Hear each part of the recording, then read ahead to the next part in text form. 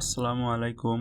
আজকের ভিডিওতে আমি জুনিয়র বৃত্তি পরীক্ষা 2025-এর বিষয়ভিত্তিক প্রশ্নপত্রের কাঠামো সহ নম্বর বন্টন প্রসঙ্গে আলোচনা করব। জুনিয়র বৃত্তি পরীক্ষা 2025-এর পরীক্ষার উল্লিখিত বিষয়সমূহ হচ্ছে বাংলা, ইংরেজি, গণিত, বিজ্ঞান এবং বাংলাদেশ ও বিশ্ব পরিচয়। বাংলা থেকে 100 মার্কের পরীক্ষা হবে, অর্থাৎ এখানে বাংলা প্রথম এবং বাংলা দ্বিতীয় দুইটা মিলে 100 মার্ক হবে এবং এই পরীক্ষার সময় থাকবে 3 ঘন্টা। ইংরেজিতে থাকবে 100 মার্কের, সেখানেও থাকবে 3 ঘন্টা। গণিত এইভাবে একই, কিন্তু বিজ্ঞান এবং বাংলাদেশ ও বিশ্ব পরিচয়ে 50-50 করে টোটাল 1.5 ঘন্টা 3 ঘন্টা করে হবে। তো এটা হচ্ছে পরীক্ষার মান বন্টন। এখন দেখাবো যে বাংলা বিষয়ের জন্য কোনগুলো গদ্য এবং পদ্য মাস্ট বি আমাদের পড়তেই হবে। এখন দেখব আমরা বাংলা প্রথম পত্রের গদ্যাংশ এবং পদ্যাংশ থেকে কোনগুলো বিষয় আমাদের স্কিপ করা যাবে না বললেই চলে। প্রথমে গদ্যাংশ দেখি। অতিথি স্মৃতি, পড়ে পাওয়া, তৈলচিত্রের ভূত, বাংলা নববর্ষ এবং গণ অভ্যুত্থানের কথা, এগুলো আমাদেরকে মাস্ট বি দেখতেই হবে লেখার জন্য।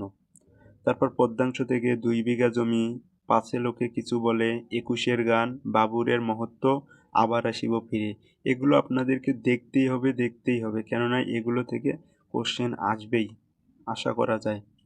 এরপরে আনন্দ পাঠ, আমাদের যে বর্ণনামূলক প্রশ্ন আছে এখান থেকে একটা লেখার জন্য এই চারটা ফলো করলে মোটামুটি কমন পাওয়া যাবে বলে আশা করা যায়। প্রথম আছে মানসিংহ ও ঈশা খাঁ, 2 নম্বরে রয়েছে মুক্তি, 3 নম্বরে ফিলিস্তিনের চিঠি, 4 নম্বরে হচ্ছে কাবুলের শেষ প্রহর। এগুলো হচ্ছে আমাদের বাংলা প্রথম পত্রের লিখিত অংশের জন্য। এখন দেখব বাংলা দ্বিতীয় পত্রের যে ভাব সম্প্রসারণ, আমাদের যেগুলো পড়তে হবে। প্রথমে এ জগতে হায় সেই বেশি চায়, আসে তার ভুরি ভুরি। তারপরে 2 নম্বরে রয়েছে লোভে পাপ পাপে মৃত্যু, 3 নম্বরে সঙ্গদোষে লোহা বাসে, 4 নম্বর রয়েছে জ্ঞানহীন মানুষ পশুর সমান, 5 নম্বরে রয়েছে বিশ্বের যা কিছু সৃষ্টি চিরকল্যাণকর, অর্ধেক তার করিয়াছে নর অর্ধেক তার। তারপরে দেখা যাক আমাদের প্রবন্ধ রচনা।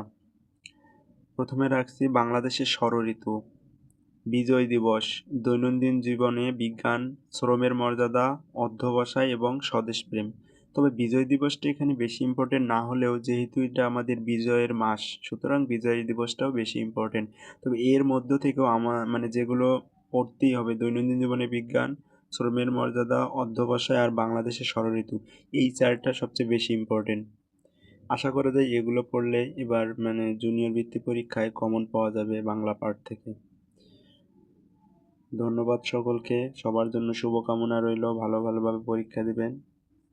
ধন্যবাদ।